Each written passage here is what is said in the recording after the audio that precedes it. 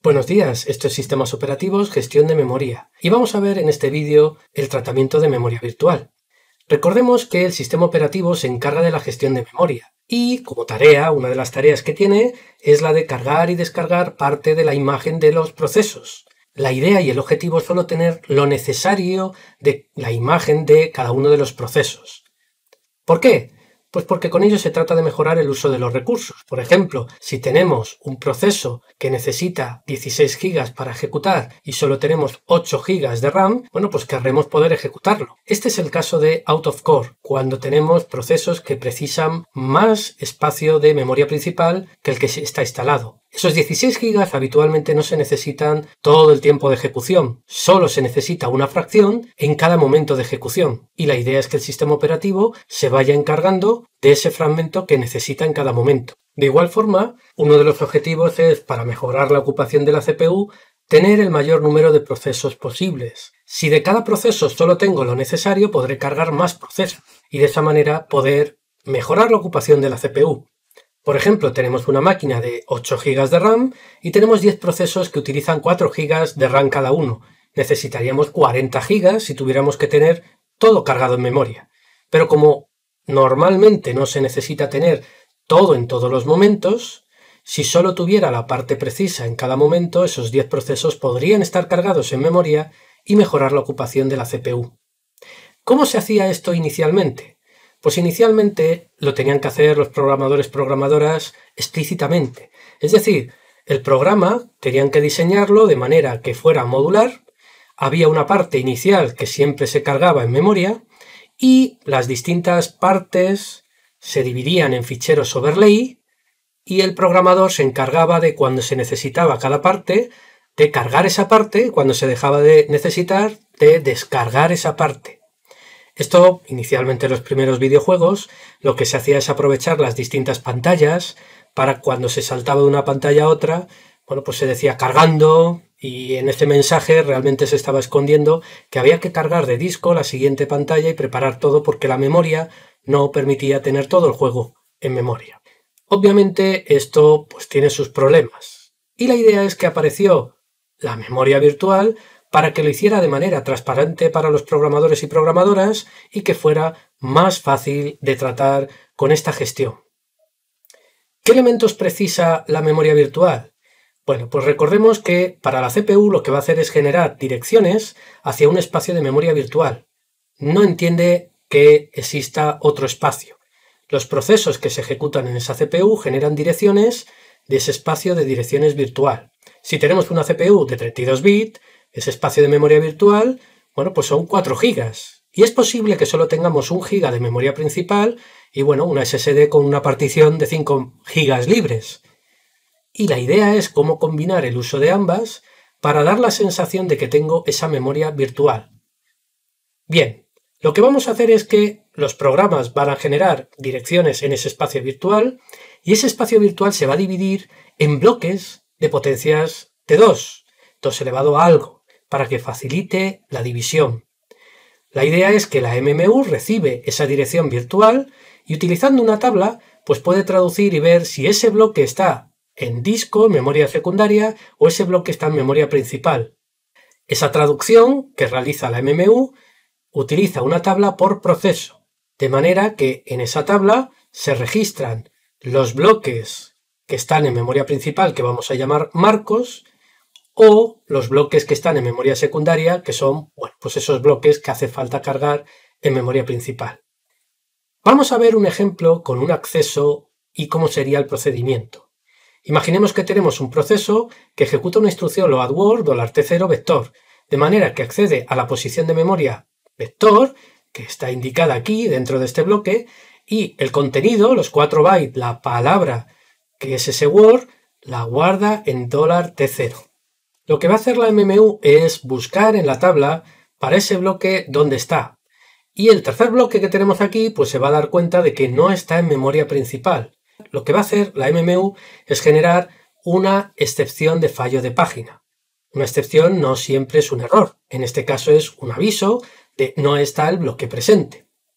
Esa excepción la va a ejecutar el sistema operativo y la idea es que esa rutina de tratamiento que ejecuta el sistema operativo se encarga de transferir, de pedir el bloque que está en memoria secundaria a memoria principal. Bloquearía el proceso hasta que el bloque esté en memoria principal y pasaría a ejecutar otro. Cuando pase un tiempo y ese bloque llegue, se va a generar una interrupción hardware de disco para avisarnos de que ya está ese bloque.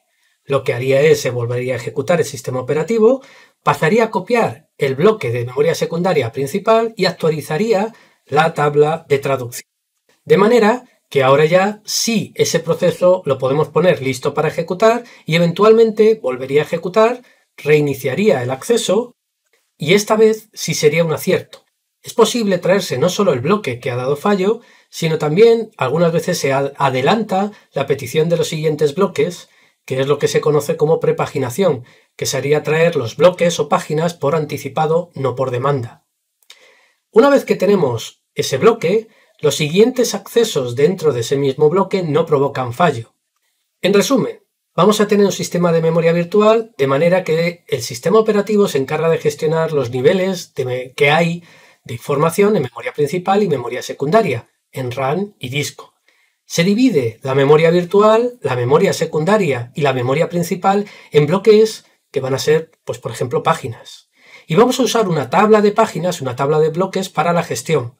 La MMU lo que va a hacer es utilizar esta tabla de páginas para saber si está en memoria principal o en memoria secundaria. Las páginas inicialmente no están residentes y en la tabla de páginas se indica, bueno, pues con un bit de validez o un bit de presente para decir no está presente. Por demanda se sube, entender subir, de memoria secundaria a memoria principal y cuando ya esté, bueno, pues no necesitemos una página, lo que hacemos es bajar, entendamos bajar, de memoria principal a memoria secundaria por expulsión. Normalmente utilizamos un algoritmo de reemplazo para elegir qué página es la adecuada para expulsar y bueno, pues en el caso de tener que acceder a una página que no esté y traerla por demanda, bueno, pues vamos a provocar, la MMU provocará una excepción de fallo de página que es la que se encargará de toda la gestión dentro del sistema operativo. ¿Por qué esto funciona? Porque vamos a aplicar, igual que en la caché, la proximidad de referencias. La idea es que los procesos suelen usar un solo trozo de la imagen del proceso en un intervalo de tiempo y hay proximidad de referencias temporales y espaciales. Esa parte que se usa es el conjunto de trabajo y de ese conjunto de trabajo vamos a tener solo lo necesario en memoria principal, que se denomina conjunto residente. A diferencia de la memoria caché era transparente, mientras que la memoria virtual no es tan transparente, necesita el apoyo del sistema operativo. La memoria caché buscaba acelerar los accesos y la memoria virtual lo que busca no es tanto acelerar los accesos como generar un mapa de direcciones mayor que el que realmente se tiene en memoria principal. ¿Qué beneficios tenemos? Pues aumentar el número de procesos que podemos cargar porque solo tenemos una fracción de cada uno de ellos y se va cargando bajo demanda y con ello, pues bueno, además podemos ejecutar programas que inicialmente no cabían en memoria principal, pero que si solo se va cargando la porción que se necesita en cada instante de tiempo, sí podemos ejecutarlos. Vamos a ver dos detalles importantes respecto a la excepción de fallo de página y el algoritmo de reemplazo. La idea de cómo funciona la excepción de fallo de página sin entrar en reemplazo, la podemos ver en este ejemplo en el cual el proceso I tiene un buffer de 1024 y queremos acceder a una posición de ese buffer. Si no está en memoria principal la página asociada, el bloque asociado, se genera una excepción de fallo de página y eso provocaría que se ejecute el sistema operativo para pedir ese bloque y se bloquea el proceso y pasamos a ejecutar otro proceso PI+1, que sería este de aquí, que como vemos, bueno, pues está en un bucle haciendo su computación. En un momento determinado llega una interrupción hardware de disco para decir el bloque que has pedido ya está. Este proceso queda interrumpido, pasamos a ejecutar el sistema operativo y lo que haremos es copiar en RAM el bloque, actualizaríamos la tabla de traducción de bloques y podemos poner el proceso PI listo para ejecutar. Eventualmente el proceso PI volverá a ejecutar y bueno, pues continuará con el acceso a esta posición de memoria. Y de esta forma podemos ver cómo funciona esa excepción de fallo de página y cómo se encadena con la interrupción hardware correspondiente. Tenemos aquí en la bibliografía como sería el caso de árbol de casuística en Linux. Y como se puede ver, pues bueno, pues hay distintas comprobaciones de si ese fallo proviene del espacio de kernel, de si estamos en modo kernel o no, si es una zona de memoria continua o no, etcétera, etcétera, si es de escritura, está presente. Todo este tipo de decisiones, bueno, pues permite seleccionar qué hacer en cada caso. Vamos a ser, bueno, un poco más resumido en cómo sería un tratamiento general de fallo de página con reemplazo. Y esto que tenemos aquí sería el pseudocódigo general que tenemos que tener muy presente, especialmente en las preguntas de teoría. Si tenemos que una dirección es inválida, lo que haríamos es abortar el proceso. Lo siguiente que tenemos que ver es si hay algún marco libre. Si no hay marco libre, tendremos que hacer hueco, porque ha habido un fallo de página y hay que traer una página. Entonces, lo que haremos es seleccionar qué marco habría que expulsar. Y utilizaremos para ello algún algoritmo de reemplazo. Lo que vamos a ver es, bueno, pues si ese marco que hemos elegido está modificado o no. Si está modificado hay que escribirlo en memoria secundaria, y si no está modificado, eso quiere decir que en memoria secundaria ya haya una copia que no se haya modificado en memoria principal, con lo cual simplemente con descartar la copia que tenemos en memoria principal, indicar que ya no está presente, nos valdría. Una vez que tenemos un marco libre, pasaríamos a, si hay marcos libres, inicia la lectura de ese bloque de memoria secundaria a memoria principal, marcaría la entrada de páginas validando, referenciando a M, a donde queramos almacenarla en memoria principal, y pondríamos M como ocupado en la lista de marcos libres. Y lo que haríamos es, ese proceso se quedaría bloqueado hasta que termine la rutina de tratamiento de interrupción de disco, termine la transferencia, que pasaría a estar listo para ejecutar. Respecto a algoritmos de reemplazo, primero tendremos que empezar indicando qué política podemos utilizar de reemplazo. Tenemos política local, que es elegir marcos del propio proceso, y reemplazo global, que es elegir marcos de cualquier proceso. El algoritmo de reemplazo lo que busca, su objetivo es seleccionar la página o bloque de memoria principal que tenga menor probabilidad de ser referenciado en un futuro lejano. Esto sería el algoritmo óptimo, que es difícil de determinar en avance. Lo que se intenta es, bueno, pues predecir el comportamiento futuro basado en el pasado. Y para ello podemos utilizar cosas como el tiempo de residencia de una página en memoria principal, su frecuencia de uso, la frescura de esa página, es decir, cuánto tiempo lleva desde la última vez que se usó, que sea lo más recientemente el uso, etcétera, etcétera. Y con ello pues podemos tener distintos algoritmos que son válidos para política de reemplazo local o global, como el óptimo, que hemos visto que no es fácil de determinar en avance, el FIFO, el de reloj de segunda oportunidad, el LRU, etcétera, etcétera. A la hora de asignación de marco a los procesos, tenemos dos opciones. Asignación fija, siempre se utilizaría con reemplazo local, donde el conjunto residente del proceso es constante durante toda la vida del proceso, o asignación dinámica, y ahí se puede utilizar más frecuentemente con reemplazo local y menos frecuentemente con reemplazo global. La idea es que el conjunto residente es variable y, bueno, pues se va añadiendo más marcos a un proceso o se va liberando, regulándose por la tasa de fallos que tenga ese proceso. El objetivo es minimizar la tasa de fallos. Si empieza a aumentar la tasa de fallos, se va dando más marcos a ese proceso. Si va disminuyendo, bueno, pues se van quitando y de esa manera pues se tiene el mínimo número de marcos de página que necesite para poder continuar su ejecución. Es posible también tener que seleccionar bloques o páginas para que nunca sean reemplazados. Ese algoritmo de no reemplazo o política de retención puede ser necesario en estructuras de control del propio sistema operativo o, por ejemplo, en zonas de memoria de los procesos que se utilizan por los dispositivos. Si estamos accediendo por DMA y vamos a dejar pues, la captura de imagen de una webcam en la memoria de un proceso, pues esas zonas, esas páginas de memoria donde se va a dejar esos datos, no se pueden desalojar mientras se está transfiriendo los datos el propio dispositivo.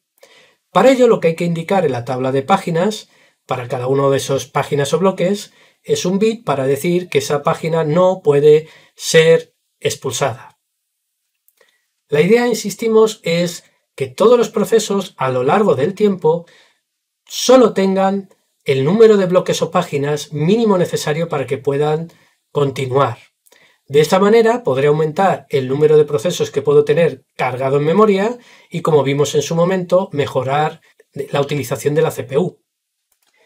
Pero es verdad que tener muchísimos procesos en memoria puede llegar un momento en el cual, como vemos en la gráfica, aumentar el número de procesos hace que cada proceso tenga muy poquito de memoria cargado, en memoria principal, y eso hace que, si es menos de lo necesario para ejecutarse, esté más tiempo dando fallos de página que realmente ejecutando cosas útiles.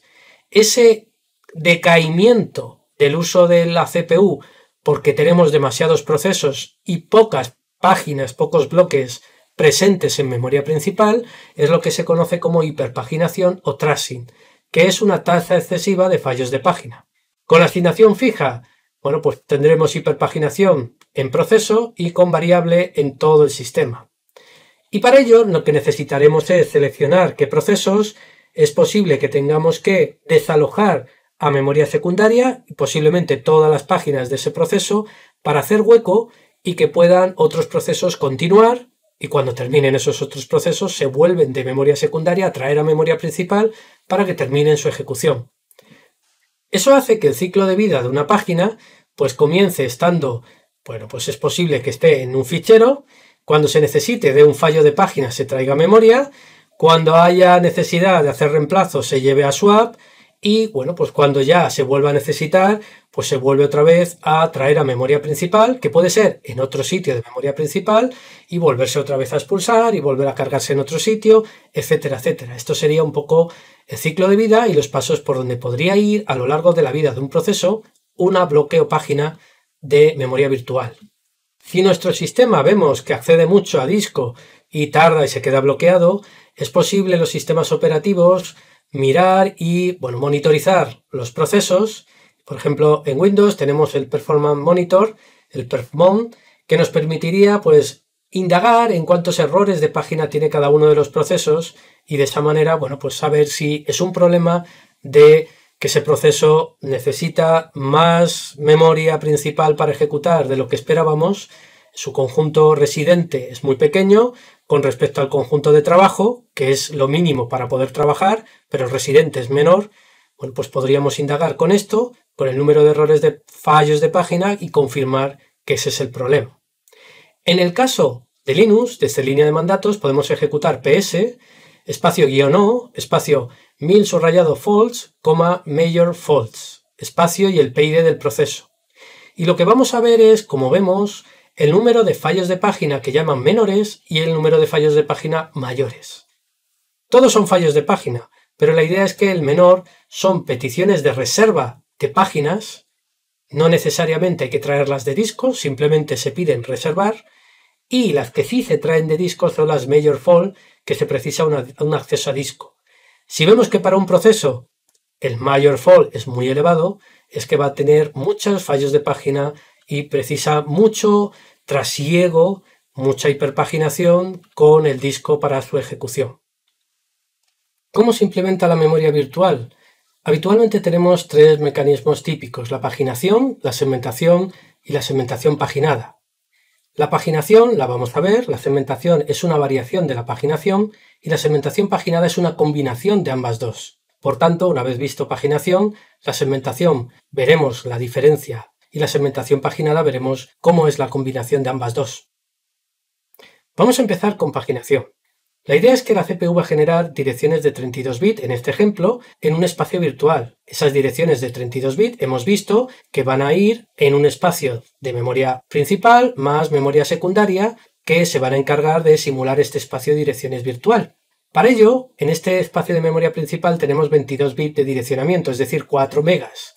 Mientras que en el espacio de direcciones virtuales tengo 4 gigas, 32 bits.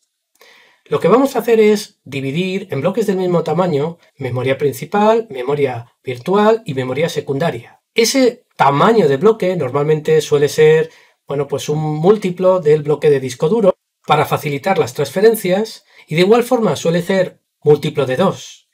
Porque imaginemos que fueran bloques de 8 bytes, si yo quiero saber en qué bloque estoy, lo que tendría que hacer es coger la dirección virtual y dividirla entre 8. Dividir entre una potencia de 2 hemos visto en estructura de computadores que dividir entre 8 es dividir entre 2 elevado a 3, que es lo equivalente a hacer un desplazamiento de 3 bits hacia la derecha. Por tanto, si tengo un tamaño de página que es múltiplo de 2, poder saber en qué página está es simplemente desplazar hacia la derecha una serie de bits. Vamos a dividir la dirección virtual en dos partes. Una parte va a ser el desplazamiento que indica dentro de un bloque o página en qué byte estamos, y otra parte va a ser el identificador de página. Si tuviéramos páginas de 4K, tendría 2 elevado a 12 bytes, es decir, que con 12 bits puedo distinguir un byte dentro de esa página. Y de los 32 bits le resto los 12 que necesito para desplazamiento y tendría 20 bits que me sirven para identificar una de las 2 elevado a 20 páginas que tiene el espacio virtual. De igual forma vamos a dividir la dirección física en desplazamiento, que es de igual tamaño, y el marco. El marco es la página en memoria principal. El desplazamiento va a ser igual que antes dentro de una página en qué byte me refiero, y el marco pues va a indicar, bueno, pues de todos los marcos, de todas las posibles páginas que pueden estar en memoria principal, cuál de ellas es con la que estoy trabajando. Como podemos ver, tenemos 2 elevado a 10 marcos, que es menos que los 2 elevado a 20 posibles páginas. ¿Cómo sé cuál está y cuál no está? Para ello voy a necesitar una tabla de páginas. Y esa tabla de páginas permite llevar la correspondencia entre la página de memoria virtual y el marco. Y esa tabla de páginas va a tener una fila por cada página y en el contenido vamos a tener una serie de atributos que nos describen lo necesario para trabajar con esa página. Por ejemplo, si tenemos la página 10 y queremos ver cómo acceder a ella, pues lo que haremos es traducir a la tabla de páginas a la entrada 10, a la fila 10, y exploraremos su serie de campos. Y veremos que hay un bit de presente que está 1. Eso quiere decir que la página está en memoria principal y el identificador de marco nos va a indicar en qué sitio de memoria principal está. Con M tenemos si está modificada o no con respecto a memoria secundaria, y los bits de control pues podríamos tener RWX para indicar que es de lectura, escritura y ejecución. Esa página podría no estar presente, tendríamos un 0, y en ese caso el marco de página nos indica no dónde está en memoria principal, sino cuál de los bloques de memoria secundaria contiene la página asociada. La idea es que vamos a estar intercambiando bloques de memoria secundaria con principal y viceversa, y swap out es el término que se utiliza cuando se pasan marcos a memoria secundaria y swap in cuando se lleva de memoria secundaria a memoria principal. También recordar que podemos trabajar con preasignación o sin preasignación.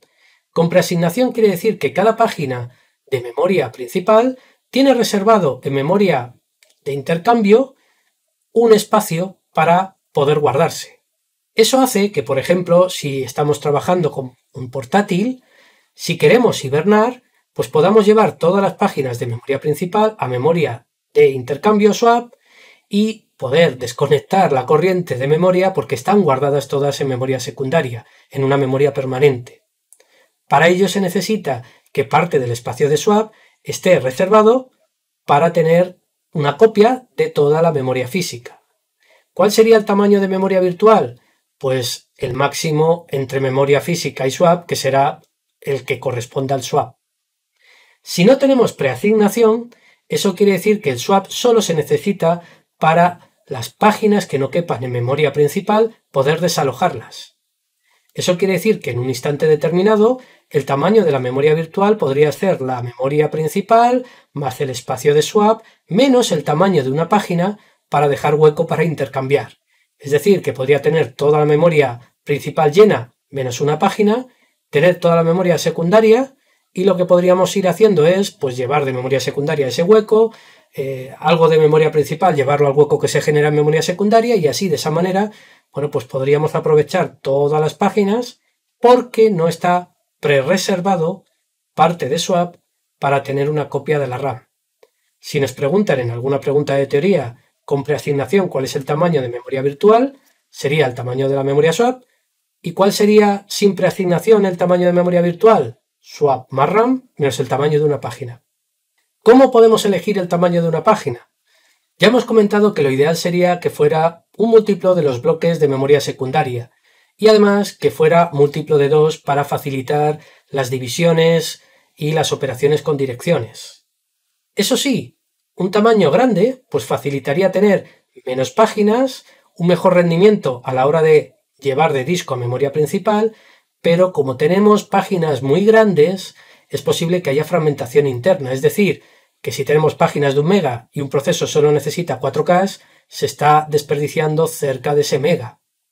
Si procedemos a tener páginas de menor tamaño, vamos a tener más entradas en la tabla de página, va a tener a lo mejor un rendimiento un pelín peor, pero eso sí, desperdiciamos menos espacio dentro de las páginas.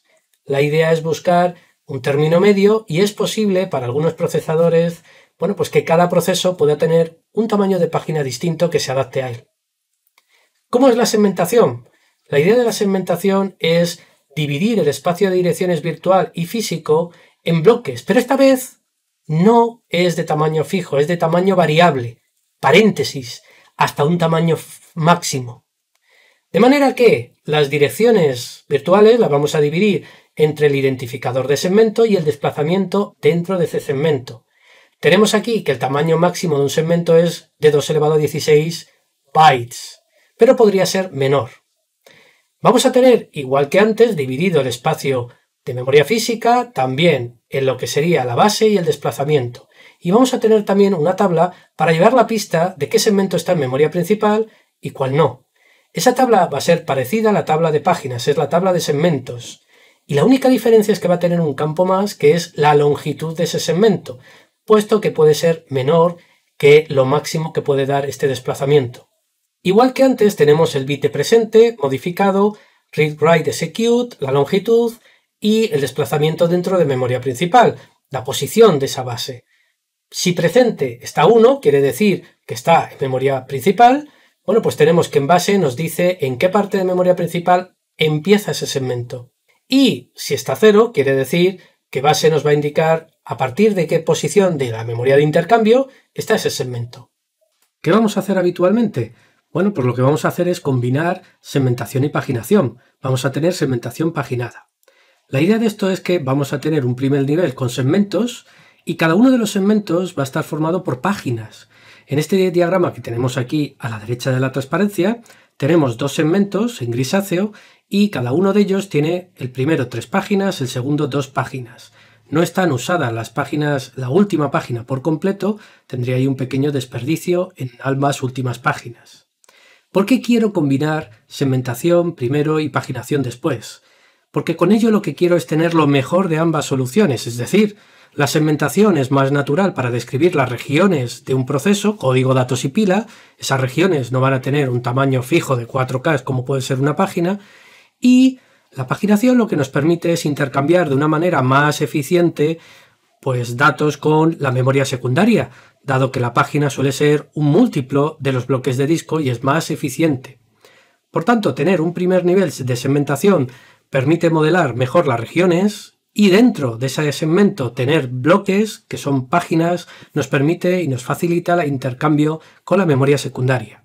Y además de eso, puedo mejorar la fragmentación interna y externa. Recordemos que la paginación tiene fragmentación interna y la segmentación tiene fragmentación externa. La idea de fragmentación interna en paginación es que si tengo páginas de 8K y solo necesito 1K, hay 7 que se desperdician. Si yo asigno una página de 8K como unidad mínima, hay veces que no necesitaré todo y se habrá dentro de esa página, dentro de esa unidad de asignación, habrá un espacio desperdiciado y por eso decimos que es fragmentación interna.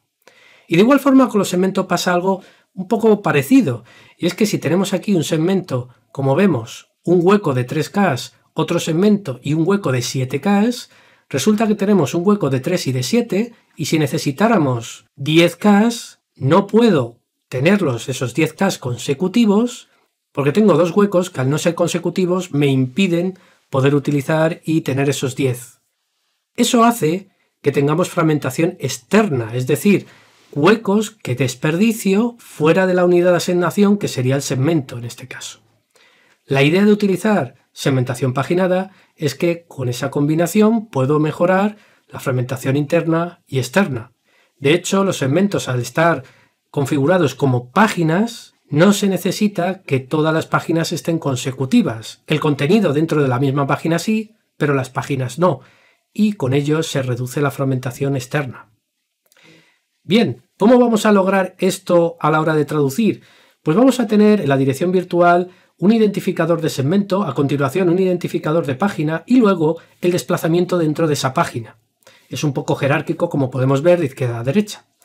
Vamos a tener un puntero con la tabla de segmentos del proceso que se está ejecutando. Y por cada segmento vamos a tener una tabla de páginas que traduce las páginas de ese segmento.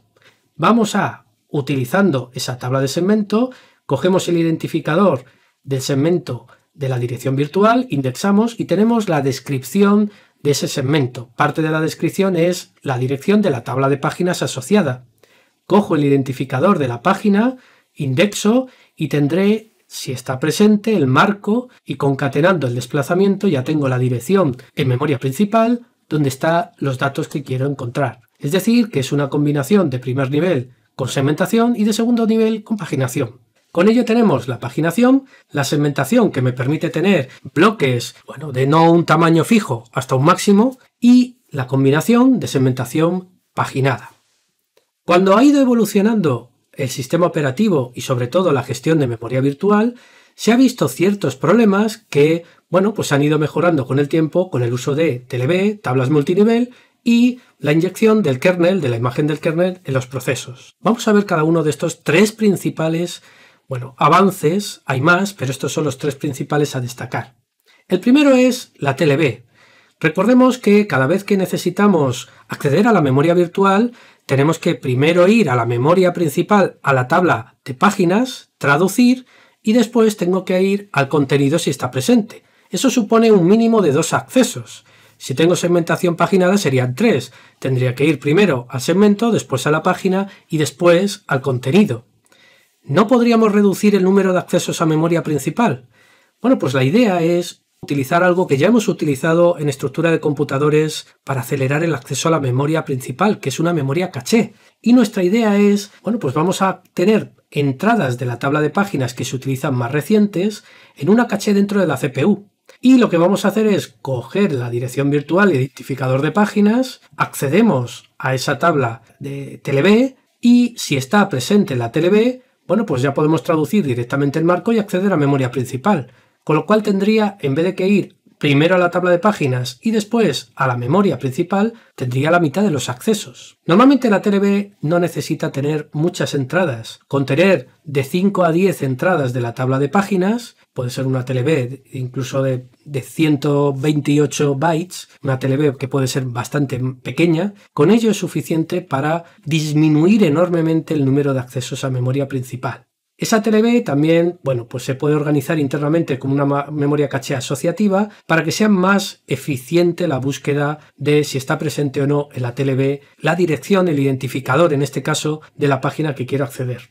El segundo problema que nos vamos a encontrar es con la cantidad de memoria que precisan las propias tablas de página. Y si recordamos, imaginemos en nuestro problema de ejemplo de páginas de 4K, direcciones virtuales de 32 bits y 4 bytes por entrada de la tabla de páginas. Pues vamos a tener con 4K, vamos a necesitar 12 bits para identificar el desplazamiento y 20 bits nos quedan para identificar una página. Eso quiere decir que con 20 bits tengo 2 elevado a 20 páginas distintas. ¿Y cuánto ocupa una entrada de la tabla de página? 4 bytes. Si multiplico, tengo que cada tabla de páginas ocupa 4 megas por proceso. Si tengo 100 procesos, eso supondría a 4 megas por proceso tener 400 megas ocupados. Y tener una máquina con 4 gigas de RAM y tener casi medio giga usándolo solo para tablas de página, pues es un desperdicio bastante grande. ¿Qué solución podríamos tener? Bien, pues podríamos tener tablas multinivel. La idea sería que esos 20 bits que identifican la dirección virtual, vamos a dividirlos en 10 y 10. En vez de 20 bits,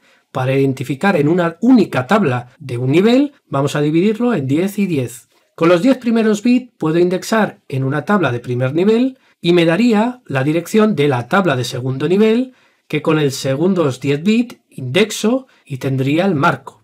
Con 10 bits, ¿cuántos elementos en la tabla de página de primer y segundo nivel tendría? Pues 2 elevado a 10. Y 2 elevado a 10 por 4 bytes supondrían que cada tabla son 4K. pasaríamos de 4 megas a 4K.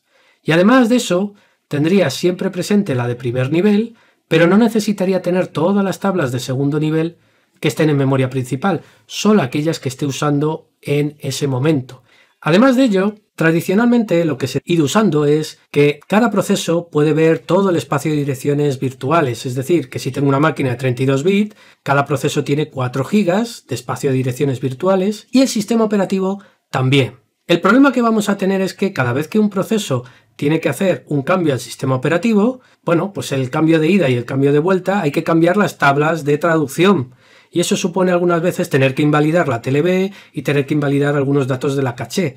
Y eso supone que el coste de hacer llamadas al sistema y de pedir al sistema operativo algo es alto. ¿Qué se ha hecho en los últimos avances? Bueno, pues como parte del espacio del proceso, en lugar de que pueda haber los 4 gigas el proceso, se reserva una parte, como puede ser 1 giga, al final del espacio de direcciones o al principio, para que se inyecte, se ponga ahí las páginas del sistema operativo. Y para todos los procesos vamos a tener inyectado en su espacio de memoria las páginas del kernel. Eso sí, tienen puesto en esas páginas que sea solo de ejecución, no es lectura, no es escritura, de manera que el proceso debería de tener una cierta seguridad de que no puede estropear nada del kernel. De esa manera, al estar como parte del espacio de memoria, cada vez que se haga una llamada al sistema, se pasa a modo protegido, pero se sigue manteniendo toda la caché y toda la TLB y es un poco más eficiente. De hecho, puede llegar a ser entre 20 y un 30% más eficiente las llamadas al sistema de esta forma.